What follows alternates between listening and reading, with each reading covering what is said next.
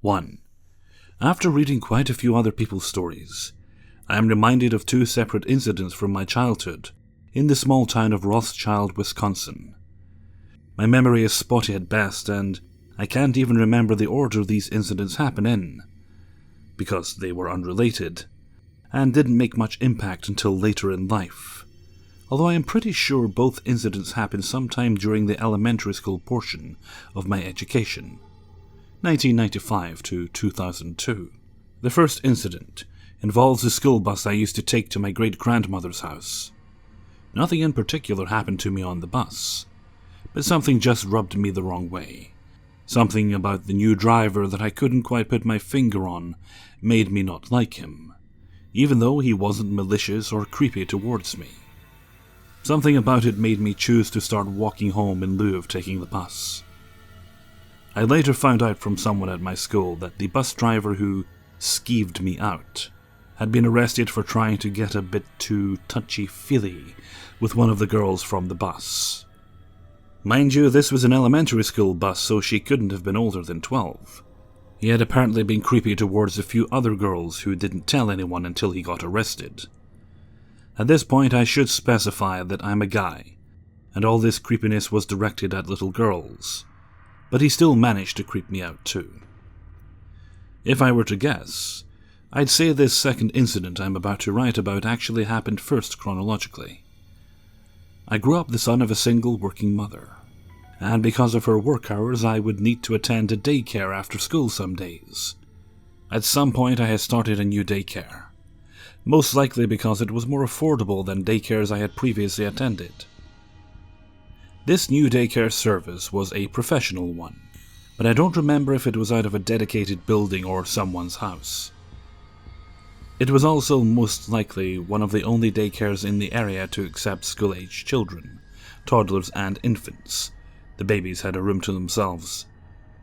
Now, I had only attended this place a few times, and I had been to 2 other daycares prior to this. No, I wasn't kicked out, both of which I enjoyed. But for some reason, much like the bus, this new place rubbed me the wrong way. I do remember the main indoor space for kids my age being poorly lit, not exactly dark, but not as bright as someone might hope a daycare center would be. I also remember the atmosphere in the place feeling really heavy and oppressive. It really got to me. I don't remember much of the staff. I remember there being a female supervisor, and I think I remember them having some strict rules. Although this last item I may have invented in my mind, given information I later learned about the place. However, much like the bus, nothing malicious or traumatizing directly happened to me. I had only been there a few times, but I had my mind made up about the place. The next time my mom started heading there, I threw a fit. I started begging her not to take me back to the place. I'm not proud to admit, I was a little bratty as a child, and I had the occasional tantrum. My mother wanted to know why I didn't want to go back, but honestly I didn't have a good reason. All I could tell her was that I didn't like that place. She just figured I didn't like it as much as my previous daycares, because there weren't as many kids my own age there. As I said, I was a bit of a brat when I was younger, and I knew how to get my way. I cried and begged my mother to take me to my great-grandmother's house instead, but she didn't want to inconvenience my great-grandmother. Right before we got to the daycare, she caved and turned around and took me to great-grandma's house. For a while after that, my great-grandmother became my after-school caretaker, while my mom was working. Great-grandma Betty was a kind, lovely woman, and had no problem taking care of her great-grandson. I have no doubt that spending a decent portion of my childhood at her place, I can't remember how long it was after I stopped going that I heard the news. The owners and employees of the daycare were arrested for multiple accounts of child abuse and neglect. They were apparently big on negative reinforcement and physical punishment, but the really disturbing thing is that some of the worst abuse was used on the babies. I remember hearing that they were doing something that amounted to pepper spraying the babies to train them not to cry or be more quiet. I guess they figured the babies couldn't talk, so they couldn't tell their parents. As I said, nothing happened to me directly, but I just must have had good intuition, or I was a good judge of character, because even though I didn't know what it was, in both cases I knew there was something wrong, and I tried my best to separate myself from those situations. 2. When I was a kid, my parents were impossibly strict. I was never given much opportunity to do things with friends, because my mother was confident that I'd end up doing drugs or having sex and whatever else her imagination could conjure up. The exception were a few Asian friends. My mother, a Thai woman, was inherently trusting of girls who were fully Asian, not mixed like me, and was less strict about my spending time with them. And so it happened that one day Lynn, a Chinese girl with 2 Chinese parents, invited me to the mall, and my mother actually said yes, and even gave me $20 for the bus, lunch, and maybe even a little something nice. Unfortunately, when I got to Lynn's house, only a few streets away, she sadly announced that some family had shown up unexpectedly, and she wouldn't be able to go. To describe my disappointment would be impossible. I was 14, and this was supposed to be the first real, without my parents' outing, I had ever embarked on. And here was Lynn, telling me it wasn't going to happen. As she went back inside, I walked away, trudging back towards my house. But as I walked, the idea hit me.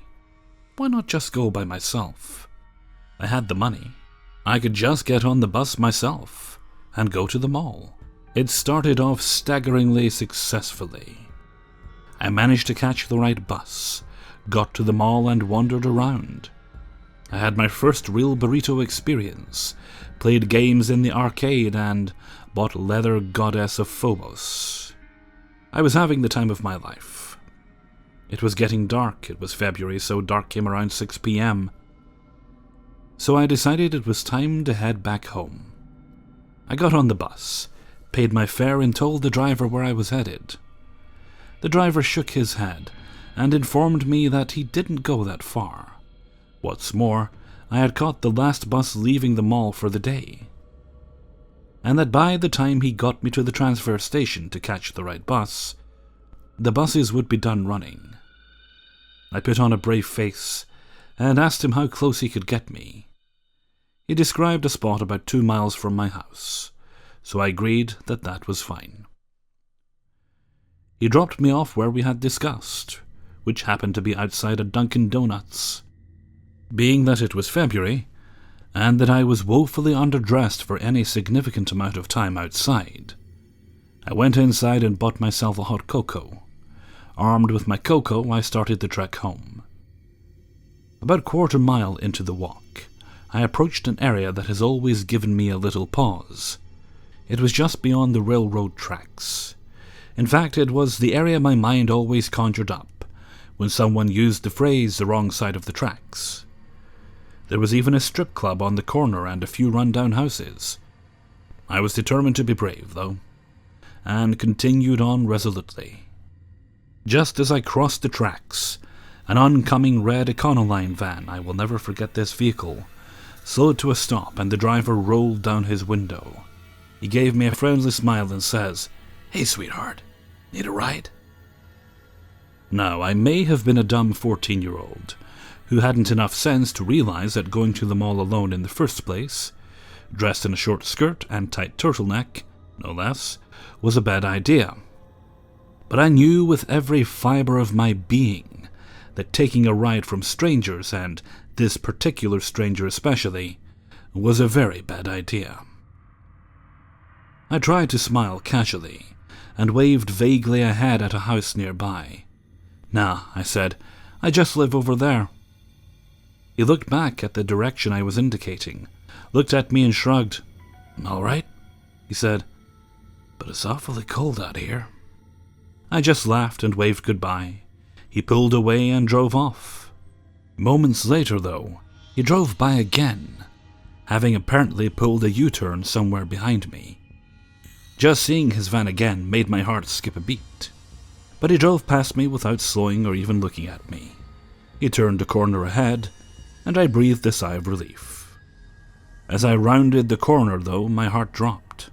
He was parked in the strip club's parking lot, and his van pulled in backward so that it faced the street. His parking lights on. I couldn't see in through the windshield, but I tried to act like I hadn't even noticed him, and tried to act casual. I was already rounding the corner, but once I saw him, I tried to inconspicuously change routes, and I tried to act like I was headed for the house across the street.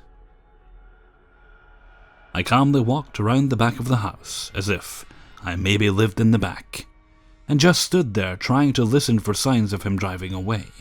I was terrified, however, when I saw headlights lighting up the driveway that you see running alongside the house, leading to a business that was clearly not open. And sure enough, his van drove slowly into view. I was frozen in fear. He reached the end of the driveway and turned around, slowly heading up. I could see him looking in my direction, but couldn't tell if he had actually seen me. As soon as he started up the driveway again, I forced my legs into motion, ran around the other side of the house, and fled onto the front porch and hid. I hid for what seemed like hours, and I prayed someone would open the door and find me. But I was too afraid to actually knock on the door and ask for help. Eventually, half frozen and scared and knowing that it was starting to get late, and my mother was going to start wondering where I was, I peeked over the railing and scanned for any sign of him. I didn't see any, so I started running home. I still had over 1.5 miles to go before I got home, and even at 14, I couldn't sustain a run very long, especially in my half-frozen condition.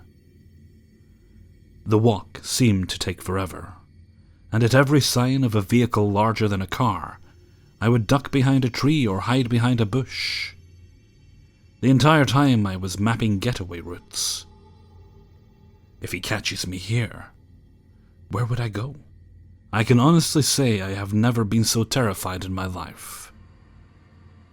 Less than a mile from home, I saw a large vehicle headed towards me that seemed to have the same round headlights as an Econoline van.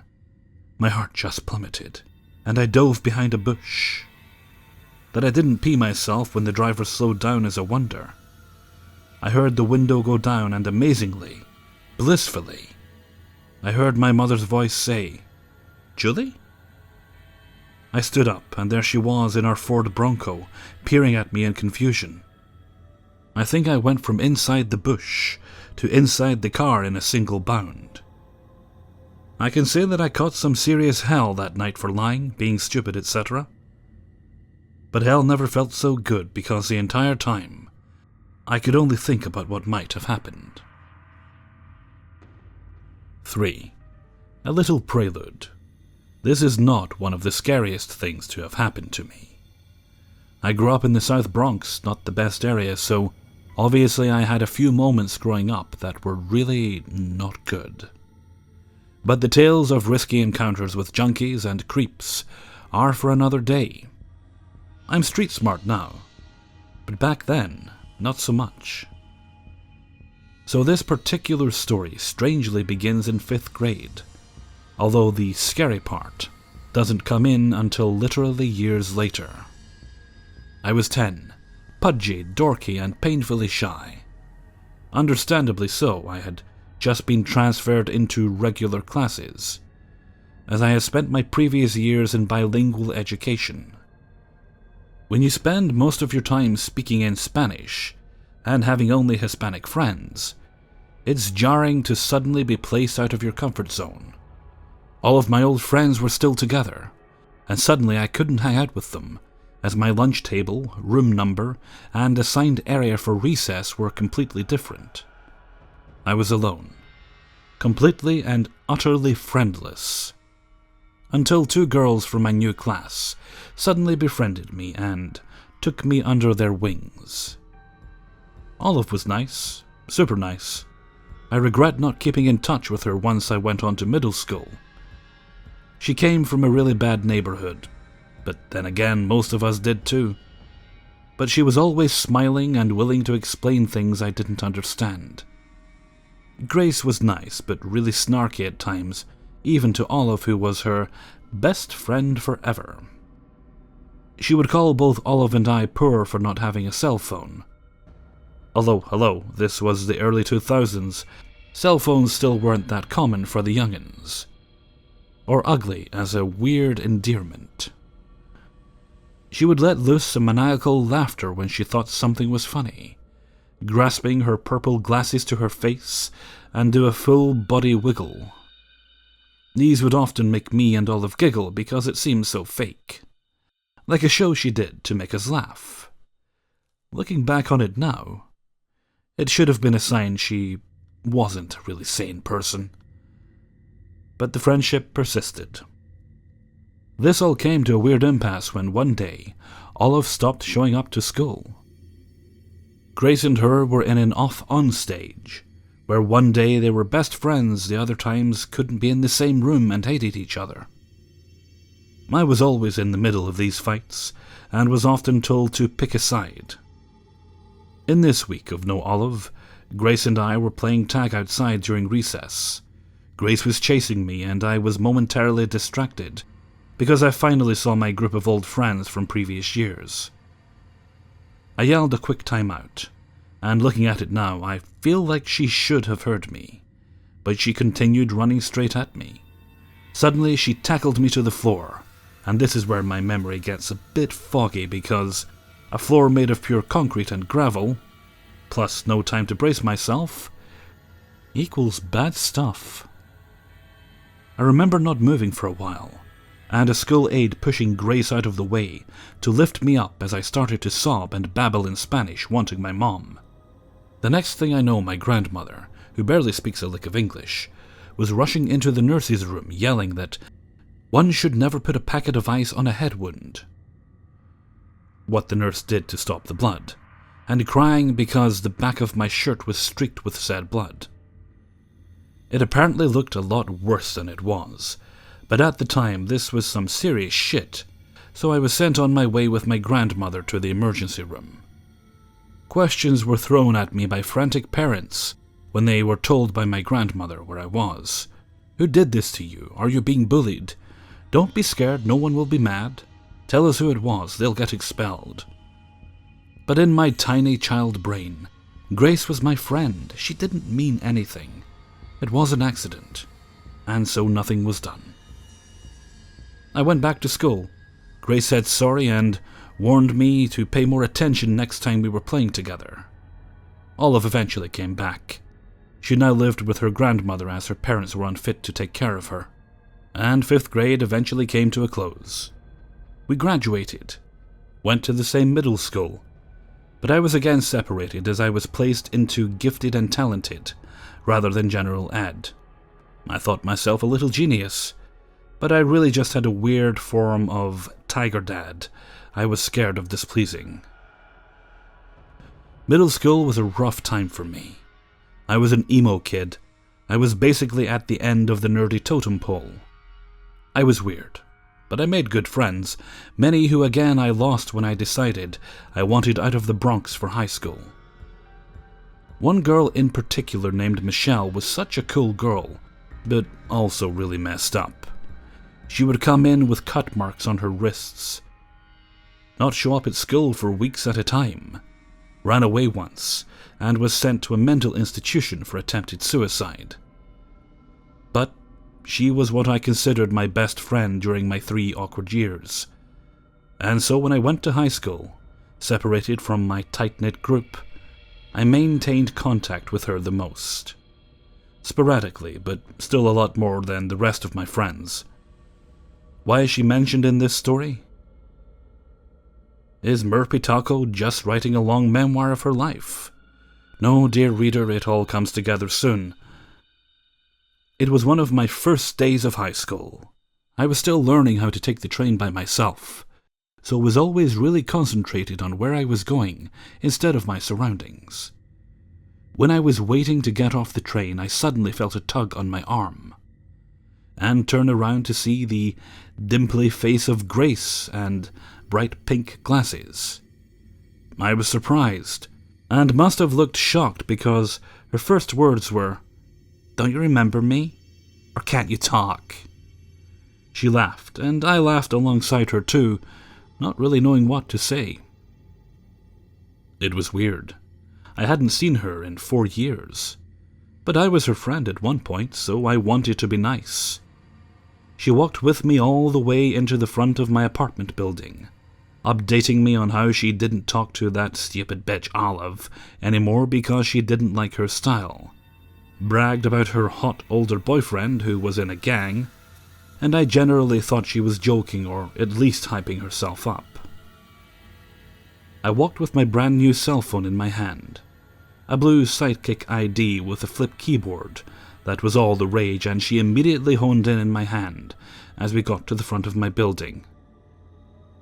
"Oh, you got a cell now, ugly." I was into sarcasm. I was a crappy teenager, okay? So I didn't react to her taunt and just said, "Yeah, you jealous?" and laughed it off. She asked for my number to keep in touch, but didn't give me her number in return. Just said she would text me to catch up and hang out. Fine, cool, whatever. I didn't think much of it.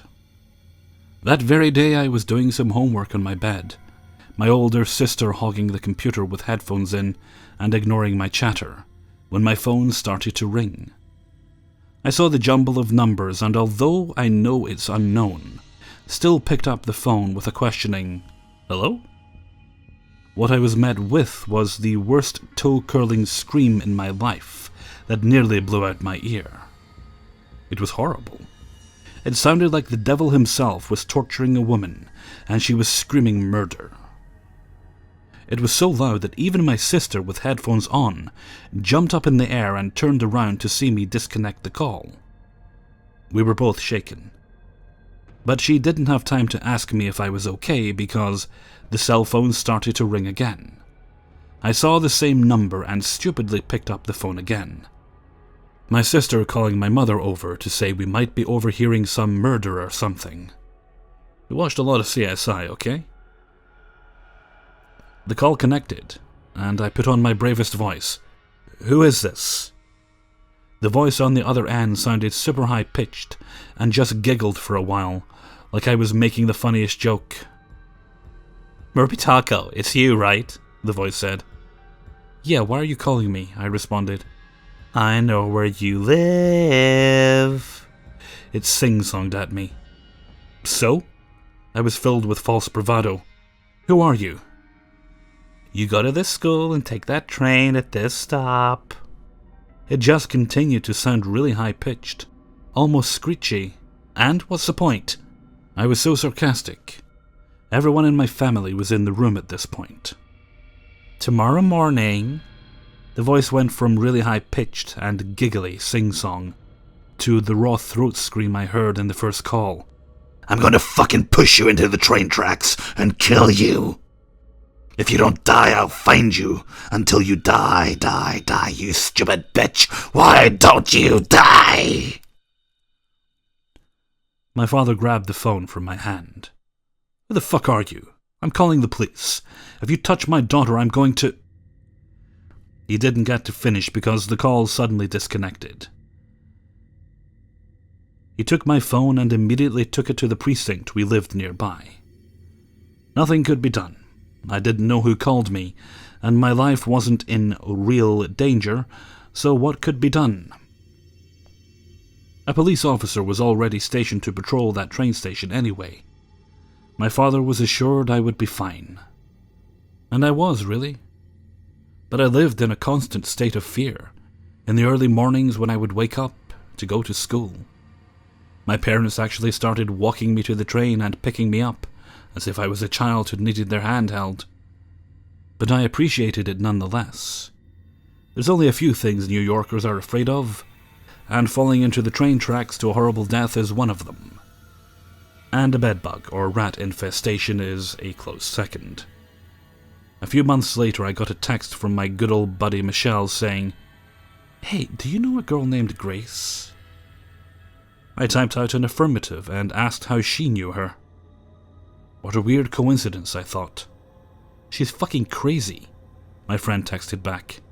I'm transferring school after this year, and I hope I never see her. I was honestly so confused. What did Michelle mean? She got into a fight a couple days ago and literally tore this girl's ear off. The text came in. She said you were mean to her in elementary school, but that's shit. You're not a mean person. Said I didn't believe her. She said I better because I would regret it. It suddenly all clicked. The voice in the phone call. It definitely sounded like Gracie's voice, if a demon had possessed her. Or she had just modified her voice. But why would she do that? I warned Michelle about what I thought she did to me, and she agreed it was probably her. But to this day I can't possibly imagine what I must have done to her to do that. The police had written it off as a bad prank. But how did she even know Michelle was my friend to start to talk to her about how she knew me? It still boggles my mind. And I still refuse to stand near the edge of the platform to take the train, because of that one phone call. So to end this incredibly long post, Grace, let's not ever meet again. You scare the hell out of me. Hey everyone, Hellfreezer here, and thank you very much for listening to 3 True Scary Stories, episode 228. Big thanks to everybody who allowed me to use their stories in this video. You know, kind of a weird thing happened earlier. I was recording for another video. It's for a Black Eyed Kids collaboration I'm doing with Mortis Media. And I'd recorded the first story. And I was okay, right, let's move on to the next one. I was about to record story number 2 when I hear, in the distance, a crying child. This sounds ridiculous, I know it does. And initially I was annoyed. I thought, for crying out loud, I'm about to start recording, that's going to be picked up by the microphone. And then I realised, hang on, it is almost 10 minutes to 1 in the morning. There should be no children out at this time of night. And it didn't stop for a couple of minutes, so I started to get a bit concerned that maybe some child had somehow gotten out of the house, or had been abandoned, or whatever had happened, so I threw on my clothes, and I went outside and took a walk around where the noise was coming from. It's kind of like on the back end of my house, so I walked over that way, listening very carefully, and it was more or less complete silence. And certainly no sounds of children or anything like that. And so after about a minute or so, I was like, okay, there's nothing here, so I headed back home. And while I'm doing this, I was kind of getting visions. You sometimes hear stories of gangs using like fake crying children to lure people out so they can rob them and beat them and things like that. That's what was going through my head. Nothing supernatural, but the other thing I was thinking is like, no, surely that wouldn't happen around here. I mean, we don't usually have trouble like that in this area. Anyway, nothing happened. I made it back home, and I sat down, and I haven't heard a peep since. So I don't know where the sound of that kid came from. It could have been a cat, maybe, but it definitely sounded like a human child crying. So unless all I can think of, and like I say, I went on for a few minutes. So maybe somebody was leaving a family member's or a friend's house late at night, and they weren't in a rush to shut the kid up. I don't know. It's a mystery. It's weird. It's confusing, but it was very bad timed. Anyway, that was my night, so I'm going to head off for now. So until next time, thank you very much for listening, and take very good care of yourselves.